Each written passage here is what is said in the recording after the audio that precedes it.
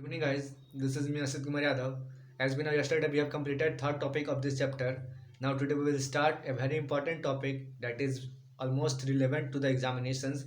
And each year, one question, at least one question is asked from this topic in the examination. That is sexual transmitted disease. Now this is the very important topics, and later we have to study in chapter 8 about the in the long discussions about this chapter will be going on now. So let's see this video, and if you're new to my channel, please like my videos, share my videos, and to be updated, to subscribe my channel. That's all. Let's start. As I told earlier, we have already completed 3 topics, that is reproductive health strategies, health problems and strategies, population explosion and birth control, medical termination pregnancy. These 3 topics has already completed. Now today we will start STDs, that is sexual transmitted disease, and now from tomorrow we will start infertility. Now today we have to first complete this topic, that is STDs, and later we move on. Now the next day we will start infertility, and now the chapter will be completed tomorrow, and then we will start the notes of this chapter. Then we will move to the exercises, that whatever is question is given in this chapter, I will provide you the written notes of that questions. And if you are new to my channel, please like my videos, share my videos, and subscribe my channel to be updated. Now let us start today's videos. Let us start today's videos. Now today we will start from this topics, that is 4.4 sexual transmitted disease.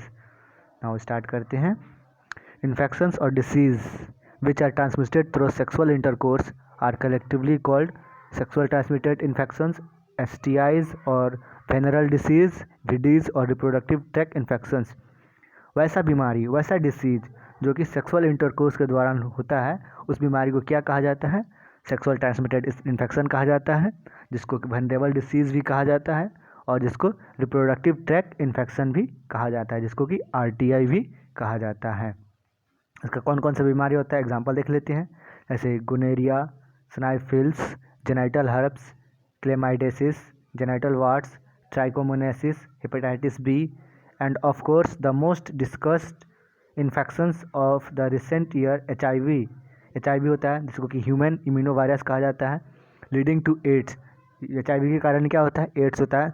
Ads का full form क्या होता है? Acquired immuno deficiency syndrome are some of the common STIs. ये क्या है? Common मतलब ये STIs हैं, यानी कि सेक्सुअल ट्रांसमिटेड इन्फेक्शन है.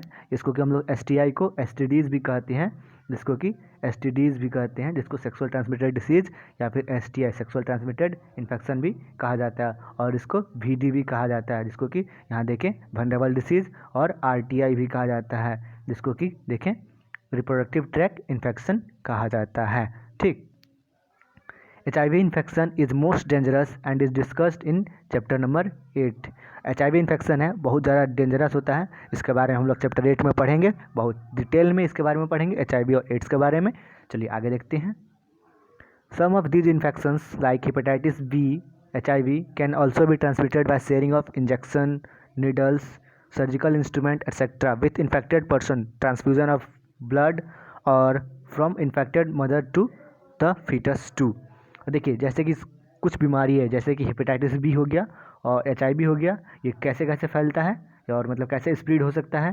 जैसे कि हो गया, जैसे कि शेयरिंग ऑफ इंजेक्शन, जैसे कि हम लोग इंजेक्शन नीडल शेयर करते हैं, यानी कि एक ही इंजेक्शन से इन्फेक्टेड पर्सन, जो इन्फेक्टेड पर्सन है उसको सुई लगा, और अगर उसी इंजेक्शन से किसी दूसरे अनइन्फेक्टेड पर्सन को सुई लगता है, तो उसी इंजेक्शन के द्वारा उसमें भी डिसीज ट्रांसफ़र हो सकता है, उसको भी वो HIV या हेपेटाइटिस भी हो जाएगा.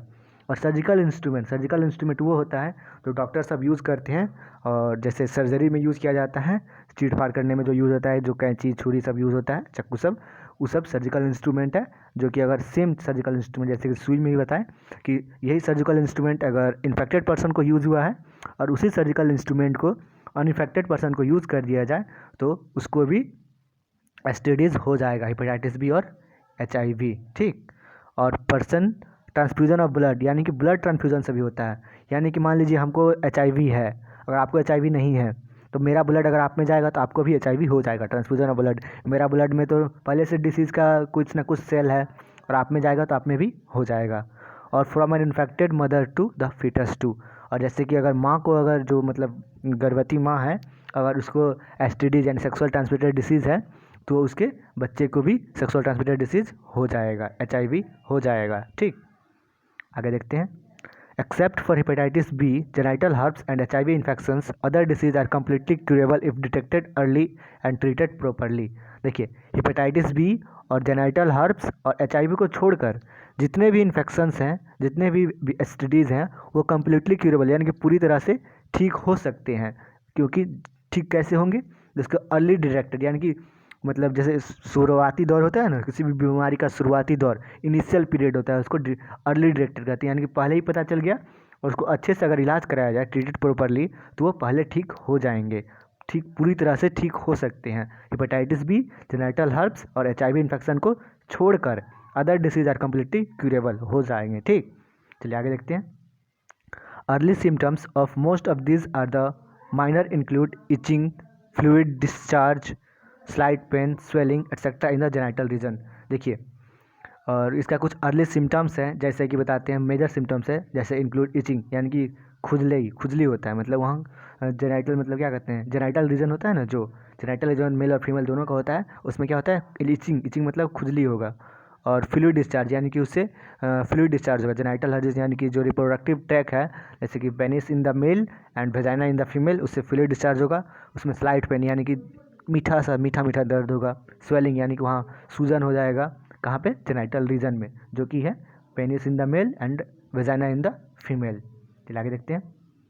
इन्फेक्टेड फीमेल्स में often be asymptomatic and hence में रिमेन अनडिटेक्टेड फॉर लॉन्ग। और जो इन्फेक्टेड जो फीमेल होती है उसमें क्या होता है, एसिम्प्टोमेटिक, उसमें सिम्टम नहीं होता है, ज़्यादा सिम्टम नहीं देखा जाता है। ठीक, और इसीलिए बहुत ज़्यादा देर तक वो अनडिटेक्टेड यानी कि पता नहीं चल पाता है फीमेल में। ठीक, absence or less significant symptom in the early stage of infection and social stigma attached to the STIs deter the infected person from going to timely detection and proper treatment। जैसे कि early absence या less मतलब होता है ना कि symptoms पता ही नहीं चल रहा है उस बीमारी, जो बीमारी हम लोग को हुआ है, STDs जो हो रहा है, मतलब बाय द वे अगर मान लीजिए हमको हो रहा है, तो अगर उसमें सिम्टम्स पता ही नहीं चलेगा तो हम डॉक्टर के पास जाएंगे कैसे? तो इसमें ज़्यादातर सिम्टम्स पता नहीं चलता है, ज़्यादातर लेस सिम्टम्स पता चलता है। इसके कारण आदमी को लगता है कि नहीं, कुछ ये तो नॉर्मल है, चलता है, लेकिन ऐसा नहीं होता है। ये सिम्टम्स जल्दी पता नहीं चलता है और इसी में हम लोग बहुत देर कर जाते हैं, इसके STDs पूरी तरह से हमारे बॉडी में फैल जाता है। ठीक है, चलिए आगे देखते हैं। This could lead to complication later. इसके कारण आगे बहुत सारे प्रॉब्लम होते हैं, कॉम्प्लिकेशन बहुत सारे प्रॉब्लम होते हैं, विच इंक्लूड पेल्विक इल्यूमिनेटरी डिसीज़। जिसका कारण क्या हो जाता है, पेल्विक इन्फ्लामेटरी डिसीज़ जो होता है वो होने हो जाता है। PID जिसको कहते हैं शॉर्ट फॉर्म में, एबॉर्शन हो जाता है, यानी कि जो प्रेग्नेंट वुमेन है अगर उसको STDs हो गया है तो उसका एबॉर्शन हो जाएगा, ऑटोमेटिक एबॉर्शन हो जाता है। स्टिल बर्थ यानी कि बर्थ होने के बाद भी अगर जो बेबी है उसमें भी इन्फेक्शन होता है। एक्टोपिक प्रेगनेंसी होता है, यानी कि जो होता है कि जो हम लोग जाइगोट डेवलप होता है ना, वो अलग दूसरी जगह यानी कि यूटेरस में ना जाकर कहीं और इम्प्लांट हो जाता है। ठीक, इनफर्टिलिटी मीन्स क्या होता है कि इनफर्टिलिटी मतलब बांझपन होता है, जो फीमेल में भी होता है और मेल में भी होता है, यानी कि मेल का स्पर्म फर्टाइल नहीं निकलेगा तो वो तो फीमेल में फर्टाइल होगा ही नहीं, और फीमेल में भी ये इनफर्टिलिटी देखा जाता है। और even cancer of the reproductive tract, और जो रिप्रोडक्टिव ट्रैक है उसमें कैंसर होने के भी चांसेस रहते हैं। ठीक, STIs are a major threat to a healthy society. और जो STI होता है वो क्या होता है, मेजर थ्रेट, यानी कि बहुत ही क्रूशियल रोल प्ले करता है हेल्दी सोसाइटी में। यानी कि जब हेल्दी सोसाइटी रहता है तो वो क्या रहता है, यही जो होता है वो क्रूशियल रोल प्ले करता है। चलिए आगे देखते हैं।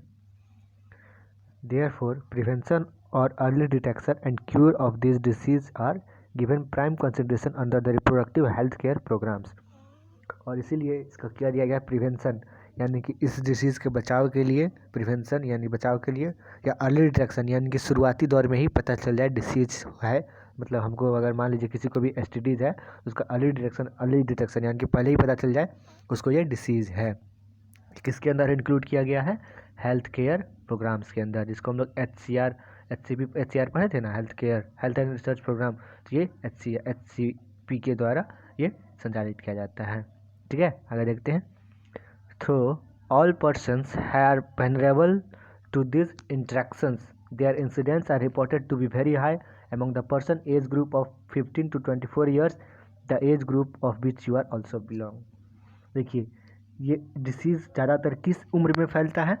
15 से लेकर के 25 साल तक के युवा अवस्था में ज़्यादातर ये डिसीज़ फैलता है. जिस स्टेज में हम लोग हैं वो भी तो 15 ईयर्स से लेकर के 24 ईयर्स तक में ही है, तो वही डिसीज़ फैलता है. सॉरी, स्क्रीन रोटेट हो गया था. चलिए आगे देखा जाए. एक बार फिर से हम इसको पढ़ लेते हैं. Through all persons are vulnerable to this infections. Their incidents are reported to be very high among persons in the age group of 15 to 24 years, the age group of which you are also belong. जैसे कि हमने बताया कि disease ज़्यादा किस में फैलता है? 15 से लेकर के 24 साल तक की युवा अवस्था में ज़्यादातर ये डिसीज़ फैलता है. चलिए आगे देखते हैं. There is no reason to panic because prevention is possible. One could be free to this infection by the following simple principle given. देखिए इसका कोई रीज़न नहीं है कि इस डिसीज़ से कैसे बचा जाए, लेकिन कुछ सिम्टम्स, कुछ सिंपल प्रिंसिपल दिया गया है जिससे कि एसटीडीज से बचा जा सकता है. चलिए देखते हैं. पहला पॉइंट है avoid sex with unknown partners या मल्टीपल पार्टनर्स. यानी कि अननोन पार्टनर्स यानी कि जिसको जानते नहीं हैं, या फिर मल्टीपल पार्टनर्स यानी एक से अधिक पार्टनर के साथ कॉपुलेशन यानी कि शारीरिक संबंध नहीं बनाना चाहिए. Always try to use condoms during coitus. हमेशा कोशिश कीजिए कि आप जब भी कॉपुलेशन करें या क्वाइटस करें तो उसमें आप कॉन्डम का यूज़ करें. In case of doubt, one should go to a qualified doctor for early detection and get complete treatment if diagnosed with infections.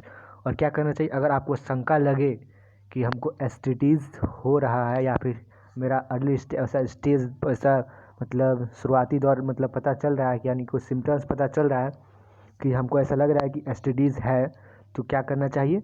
सबसे पहले ट्रीटमेंट कराना चाहिए, डॉक्टर के पास जाना चाहिए, उसका डिटेक्शन कराना चाहिए. अगर पॉजिटिव रिजल्ट आता है तो उसका अर्ली ट्रीटमेंट करा लेना चाहिए जिससे कि इन्फेक्शन से बचा जा सके. आज के लिए इतना ही, और कल का लास्ट टॉपिक रह गया है. लास्ट टॉपिक कल डिस्कस करेंगे जो कि है इनफर्टिलिटी.